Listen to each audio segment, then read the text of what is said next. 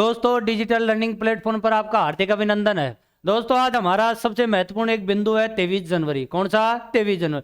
23 जनवरी को हम कौन सा दिवस मनाते हैं? तो आपका सुभाष चंद्र बोस का जन्म दिवस के रूप में हमारा एक दिवस होता है, उसका नाम है पराक्रम दिवस। इस पराक्रम दिवस के जो आपका नेताजी सुभाष चंद्र बोस का है उसके बारे में आज हम एक थोड़ा सा महत्वपूर्ण जो मोस्टली बिंदु है उनकी बातें करेंगे। उनकी कुछ कोटेशन थी, उनके कुछ बातें थी, उनके कुछ नेतृत्व थे, उनके कुछ दायित्व थे, उनके हम क्या करेंगे आज बात। उनका सबसे प्रसिद्ध नारा था, जब वो मलेशिया आह्वान करते हैं तब उन्होंने सबसे बड़ा नारा दिया था। उस नारे का नाम था कि तुम मुझे खून दो, तुम मुझे खून दो, मैं तुम्हें आजादी दूंगा, तुम मुझे खून दो, मैं तुम्हें आजादी दूंगा। ये कहने वाले भारतीय स्वतंत्रता सेनानी जिनका नाम सुभाष चंद्र बोस था, उन्होंने कहां से दिया था? मलेशिया से आह्वान किया था और उन्होंने नारा ये दिया था। तो आज हम बात करेंगे सुभाष चंद्र बोस के बारे में। सुभाष चंद्र बोस को नेताजी की उपाधि कहां से मिलती है, सुभाष की उनका वास्तविक नाम था, ये बातें आज हम चर्चा से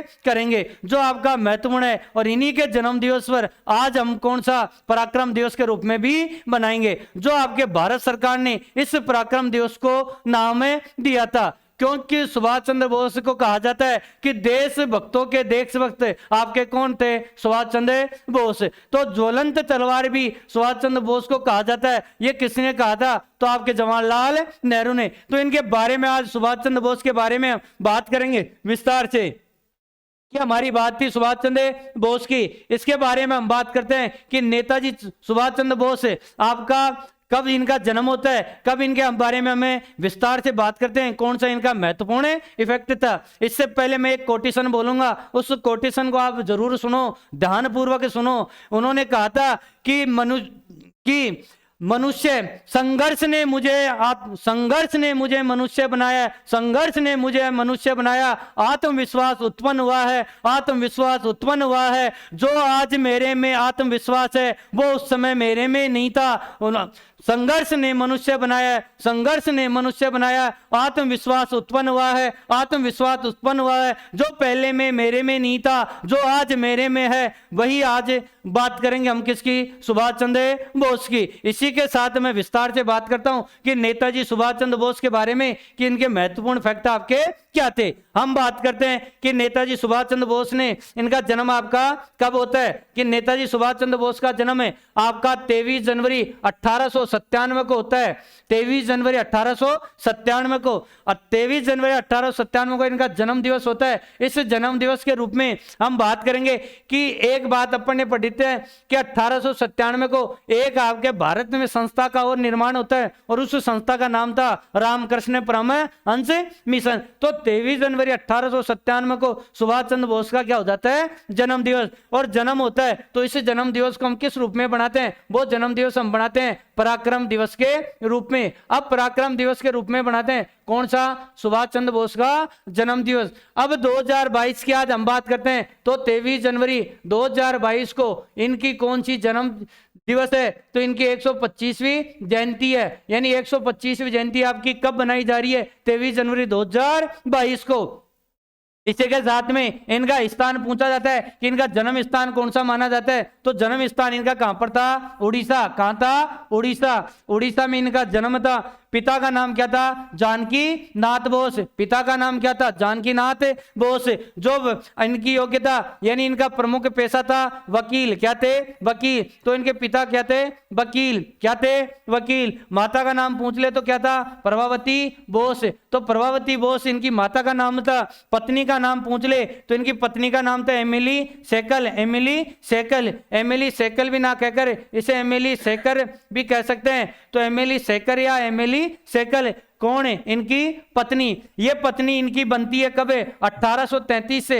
1833 से ये 36 के बीच में यूरोप प्रवास पर होते हैं। कहां पर होते हैं? यूरोप के प्रवास पर, यानी यूरोप की यात्रा पर। और यूरोप की यात्रा पर ये होते हैं तो इनका 1833 से 36 उस समय इस महिला से, यानी ये ऑस्ट्रेलियन क्या थी? ऑस्ट्रेलियन महिला थी। कौन है? आपकी एमिली सर्किल। तो एमिली सेकल जो ऑस्ट्रेलियन महिला थी उससे इनको क्या हो जाता है, प्रेम, और ये इन्हीं से प्रेम विवाह करते हैं और इनके एक पुत्री होती है, उस पुत्री का नाम था अनीता। क्या नाम था? अनीता। तो अनीता इनकी पुत्री का नाम था, तो पुत्री का नाम पूछ ले तो क्या था? अनीता। क्या था? अनीता। और इन्होंने 1920 में एक आपकी एग्जाम थी आईसीएस, उस एग्जाम को ये पास करते हैं, यानी उस परीक्षा में उत्तीर्ण होते हैं। कब? 1920 में। लेकिन 1920 में जब ये आईसीएस की परीक्षा पास करते हैं तो इनकी ओल रैंक आती है चतुर्थ।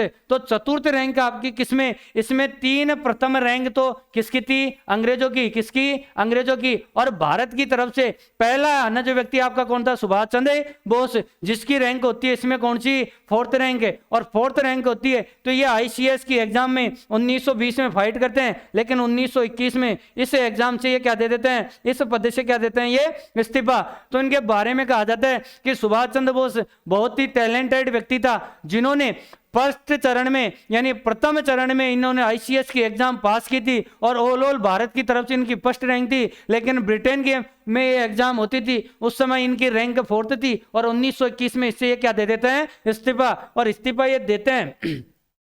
इसमें इनके राजनीतिक गुरु का यदि पूछ ले तो इनके बारे में कहा जाता है कि राजनीतिक गुरु इनके कौन थे? तो राजनीतिक गुरु इनके कौन थे? देशबंधु चित्तरंजन दास। तो देशबंधु चित्तरंजन दास इनके क्या थे? राजनीतिक गुरु। अब राजनीतिक गुरु इनके थे देश चित्तरंजन दास। इन्हीं के साथ में 1923 की हम बात करेंगे। अगली 1923 में कौन है आपका? चित्तरंजन दास क्या बनते हैं? कोलकाता महापौर।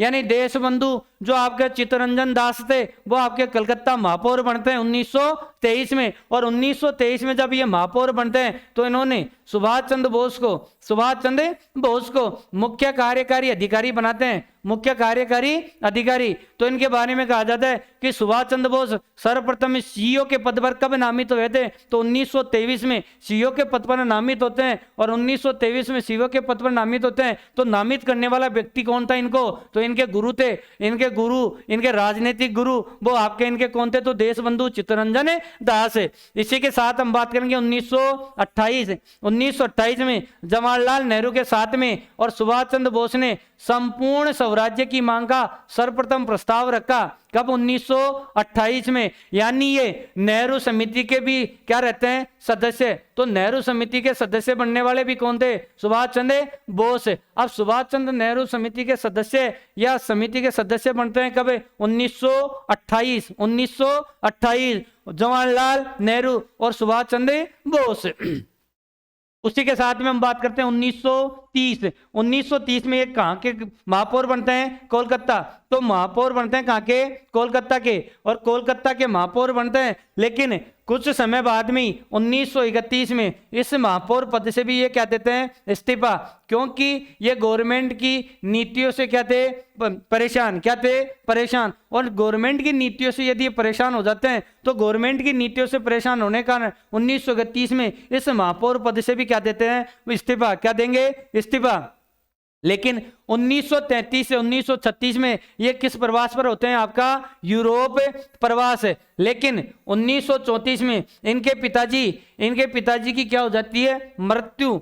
पिताजी की मृत्यु के समय ये भारत आते हैं और पिता की मृत्यु के समय भारत आते हैं तो इनको सरकार के द्वारा पुनः गिरफ्तार किया जाता है। और गिरफ्तार करने के बाद में ये यहाँ से वापस कहाँ चले जाएंगे? यूरोप। कहाँ चले जाएंगे? यूरोप। अब यूरोप ये जाएंगे किसके समय? 1934 के बाद में। और 36 तक ये कहाँ रहते हैं? यूरोप। लेकिन ये वापिस पुनः कब आते हैं? भारत में 1936 में। तो 1936 में पुनः भारत आते हैं और कांग्रेस में क्या लेते हैं? ये भाग। और ये 1938 में आपके कांग्रेस का हरिपुरा अधिवेशन में क्या करेंगे?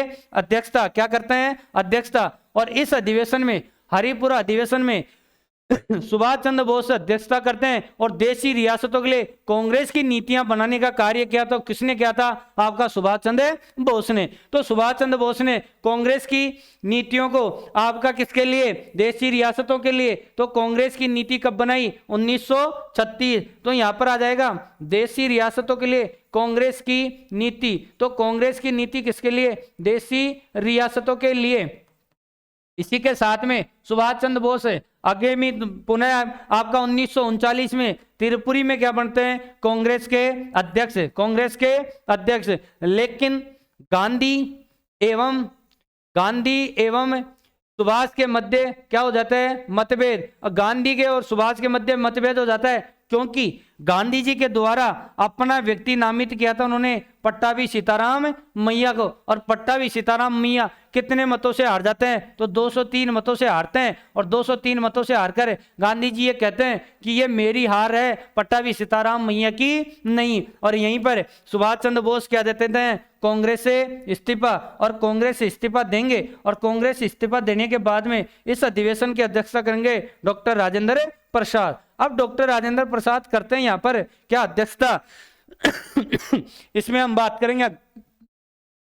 उसके बाद में जैसे आपका सुभाष चंद्र बोस कांग्रेस से आपका इस्तीफा देते हैं, और इस्तीफा देने के बाद में एक नए आपके संगठन की स्थापना करते हैं, और उस संगठन का नाम था फॉरवर्ड ब्लॉक की स्थापना। वो आपका संगठन बनता है 1939 में फॉरवर्ड ब्लॉक। तो फॉरवर्ड ब्लॉक की स्थापना कब करते हैं? 1939 में। और 1939 में करते हैं फॉरवर्ड ब्लॉक की, कब? 1939 में। उसके बाद में हम बात करते हैं 17 जनवरी 1941 को। तो 17 जनवरी 1941 को ये अपने साथी भक्तराम के साथ में, अपने साथी कौन है? भक्तराम के साथ में क्या हो जाते हैं? कलकत्ता से फरार, कलकत्ता से फरार, या कलकत्ता में इनको क्या किया जाता है? नजरबंद। तो नजरबंद किया जाता है किसके साथ में? इनके साथी भगतराम के साथ में।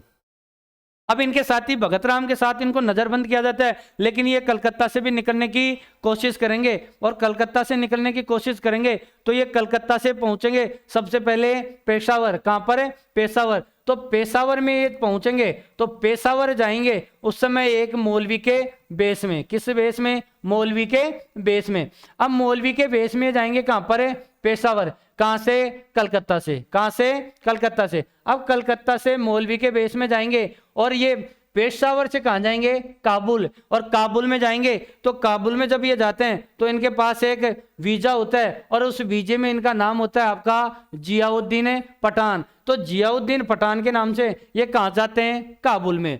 तो जियाउद्दीन पठान के नाम से कहां जाएंगे? काबुल में। अब काबुल में ये पहुंच जाते हैं जियाउद्दीन पठान के नाम से, लेकिन काबुल से भी ये कहां जाएंगे? आपका रूस। रूस में जाते हैं तो रूस में जाएंगे तो ये किस नाम के पासपोर्ट से आपका जाते हैं? और उस पासपोर्ट का नाम था, और उस समय उनका नाम था ओरलैंडो मेसोटा। ओरलैंडो मेसोटा। अब मेसोटा आपका जाते हैं किस पासपोर्ट के नाम से? तो ओरलैंडो मेसोटो। तो पासपोर्ट। इस पासपोर्ट के नाम से कहां जाएंगे? रूस। अब अगला बिंदु हमारा कौन सा? जर्मनी। जर्मनी में नेताजी को, सुभाष चंद्र बोस को नेताजी की उपाधि दी जाती है। नेताजी की उपाधि इनको यहां से मिलती है, तब इनका नाम हो जाता है नेताजी सुभाष चंद्र बोस। नेताजी सुभाष चंद्र बोस।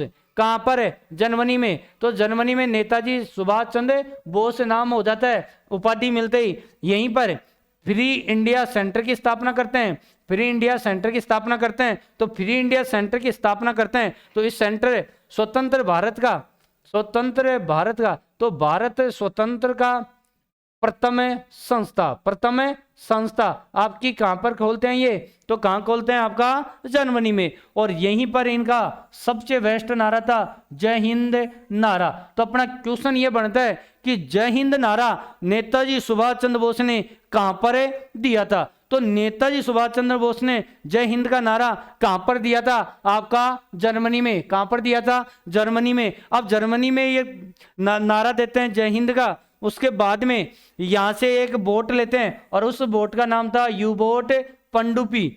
इस यू बोट पनडुब्बी से ये कहां पहुंच जाते हैं? मतसूदा। और मतसूदा आपका कहां पर पड़ता है? जापान में। कहां पड़ता है? जापान में। मतसूदा बोट से कहां पहुंच जाते हैं? ये न्यू बोट से कहां पहुंच जाएंगे? आपका मतसूदा। और कहां पड़ता है? आपका जापान। अब जापान पहुंचने के बाद में हम बात करते हैं 4 जुलाई 1943 की, क्योंकि 4 जुलाई 1943 को सुभाष चंद्र बोस को आजाद हिंद यानी INA की कमान सौंपी जाती है, और वो कमान सौंपने वाला व्यक्ति आपका कौन था? रास बिहारी बोस। रास बिहारी बोस। क्योंकि आपका जो INA की स्थापना होती है, INA की स्थापना में सबसे प्रमुख आपका व्यक्ति था सोहन सिंह भागना। सोहन सिंह भागना। और सोहन सिंह भागना और आपका सोहन सिंह थे, और उनके साथ आपका कौन था? रास बिहारी बोस। और ये इनको कमान सौंपते कब है? 4 जुलाई 1943 को। और 4 जुलाई 1943 को ये सौंपते हैं रास बिहारी बोस, और आजाद हिंद फौज का इनको क्या बना देते हैं? सेनापति। अब सेनापति इनको बनाते हैं कब है? 4 जुलाई 1943 को। और कहां पर बनाते हैं? सिंगापुर में। कहां पर बनाते हैं? सिंगापुर में। और सिंगापुर से इन्होंने नारा दिया था, दिल्ली चलो एवं जय हिंद। दिल्ली चलो एवं जय हिंद। क्योंकि जय हिंद का नारा दिया था जर्मनी से, और जर्मनी के बाद में इनका पहुंचे थे कहां पर? सिंगापुर। और सिंगापुर में ये नारा देते हैं कौन सा? दिल्ली चलो। और दिल्ली चलो के साथ में ये नारा रख लेते हैं कौन सा? चलो जय हिंद। कौन सा? जय हिंद। तो इनके दो नारे कहां पर हो गए थे? सिंगापुर में। एक नारा इनका कहां पर था? आपका कहां था? तो जय हिंद नारा कहां पर? जर्मनी में।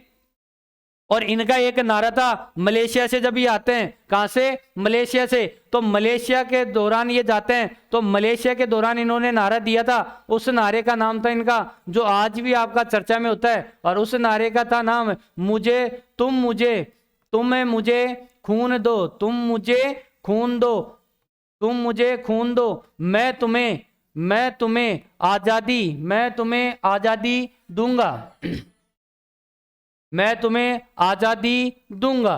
तो तुम मुझे खून दो, मैं तुम्हें आजादी दूंगा। ये नारा आपका कहां से दे रहे हैं? तो मलेशिया में जब ये जाते हैं, मलेशिया के दौरान प्रवास करते हैं, उस समय इन्होंने नारा दिया था कि तुम मुझे खून दो, मैं तुम्हें आजादी दूंगा।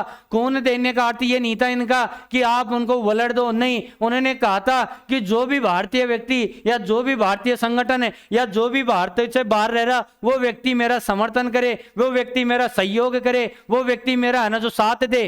तो उस साथ और सहयोग और समर्थन से मैं इस भारत की आजादी का झंडा इस विदेश में, इस भारत, इस दुनिया के अंदर मैं इस भारतीय तिरंगों को क्या करूंगा? लहरा दूंगा। ये किसने कहा था? सुभाष चंद्र बोस ने। अब सुभाष चंद्र बोस ने यहां तक कह दिया। इसके बाद में हम बात करेंगे कि आजाद हिंद फौज की इनको कमान मिल जाती है 4 जुलाई 1943। तो 4 जुलाई 1943 को कमान मिलने के बाद में इनको दिया जाता है कि आजाद हिंद फौज का डिवीजन किया जाता है, कि आजाद हिंद फौज को डिवीजन करते हैं, जिसमें एक महिला ग्रेड होती है, एक पुरुष ग्रेड होती है। इस महिला ग्रेड में और पुरुष ग्रेड में, तो इसमें प्रथम डिवीजन थी है, दूसरी डिवीजन आपकी आती है गांधी, तृतीय आपकी आती है आजाद, और आपकी फोर्थ आती है तो नेहरू। और महिला में कौन थी? रानी झांसी, जो आपकी प्रथम महिला क्या थी? डिवीजन।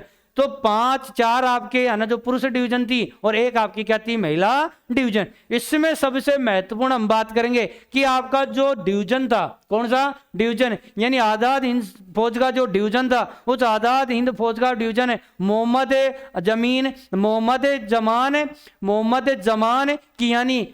जमान कियानी, उस डिवीजन को नेतृत्व करने वाला मोहम्मद जमान, इसका नाम था मोहम्मद जमान कियानी। तो मोहम्मद जमान कियानी आपका किस डिवीजन का? तो प्रथम जो डिवीजन थी उसका नेतृत्व करने वाले कौन थे? मोहम्मद जमान कियानी। तो मोहम्मद जमान कियानी ने किया था प्रथम पुरुष डिवीजन का, और दूसरी जो आपकी सेकंड डिवीजन थी उसका है ना जो करने वाला नेतृत्व कौन था? तो प्रेम सहगल। तो प्रेम सहगल ने किया था द्वितीय डिवीजन का, और प्रथम डिवीजन का आपका नेतृत्व करने वाले कौन थे? तो मोहम्मद जमान कियानी।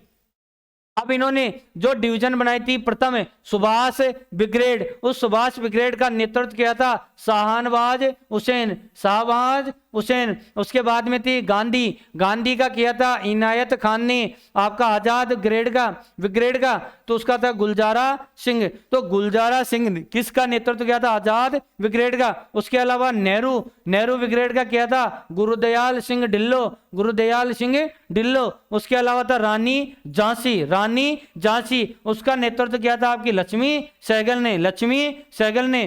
तो ये जो आपकी डिवीजन थी आईएनए की, इस आईएनए की डिवीजन में प्रथम डिवीजन का मोहम्मद जमान कियानी ने किया था। दूसरी आपकी कौन थी, द्वितीय जो डिवीजन थी उसका नेतृत्व करने वाला आपका कौन था, प्रेम सहगल, प्रेम सहगल। अब प्रेम सहगल ने किया था, जिसमें 4 डिवीजन प्रारंभ में पुरुष की थी और एक आपकी कौन सी थी, महिला की, कौन सी थी, महिला की। और महिला डिवीजन का नेतृत्व करने वाली आपकी कौन थी, लक्ष्मी सहगल, लक्ष्मी सहगल, जो किसका नेतृत्व कर रही थी, रानी झांसी डिवीजन का, रानी झांसी डिवीजन का।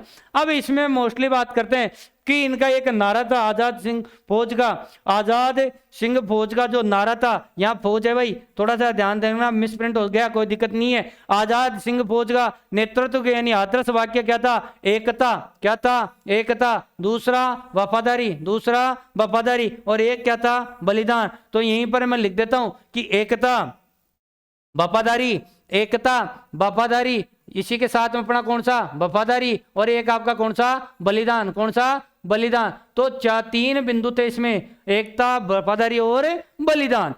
एकता का मतलब था कि संपूर्ण भारतीय एक जगह होकर इस राष्ट्रीय भावना को हम आगे बढ़ाएंगे। दूसरा, कोई भी आपका वफादारी नहीं होगा, कोई भी आपका वफादारी नहीं होगा तो उसको दंड मिलेगा। तो उन्होंने कहा कि देश के प्रति आप हमेशा तत्पर रहना, देश के प्रति हमेशा तत्पर रहना। अगला अपन ने लिखा था बलिदान, तो बलिदान था कि देश के लिए, अपने भारत के लिए यदि हमारे को बलिदान भी देना पड़े तो हम क्या करेंगे, बलिदान। तो इस आजाद हिंद फौज का, इस आजाद हिंद फौज का जो नारा था, आदर्श वाक्य था, आजाद हिंद फौज का, आजाद हिंद फौज का जो नारा था वो था आपका एकता, वफादारी और बलिदान, एकता, वफादारी और बलिदान। तो एकता, वफादारी और बलिदान किसका आदर्श वाक्य था, तो आपका आजाद हिंद फौज का। यह बात हमारी किसकी थी, सुभाष चंद्र बोस की। कुछ बातें हम करेंगे जो आपको है ना, जो मिल जाएगा वीडियो वो आपको मिलेगा ऐप के ऊपर। अब उसको आप है ना जो संयम रूप से यानी संपूर्ण चीज मिलेंगी कि आईएनए का क्या महत्व था, आईएनए पर मुकदमा कब चलाया गया, आईएनए के प्रमुख जो सदस्य थे वो कौन कौन थे, वह संपूर्ण चीज की हम बात करेंगे जो आपका विस्तार से मिल जाएगा। ये तो आज हमारा 23 जनवरी था तो इसे छोटा सा बिंदु मैंने ले लिया। फिर इनकी एक कोटेशन बोलता हूं, वापिस वही कोटेशन थी कि संघर्ष ने मुझे मनुष्य बनाया, संघर्ष ने मुझे मनुष्य बनाया, आत्मविश्वास उत्पन्न होता है, आत्मविश्वास उत्पन्न होता है जो मुझ में पहले नहीं था लेकिन आज मुझ में है, लेकिन आज मुझ में है। जय हिंद, जय भारत।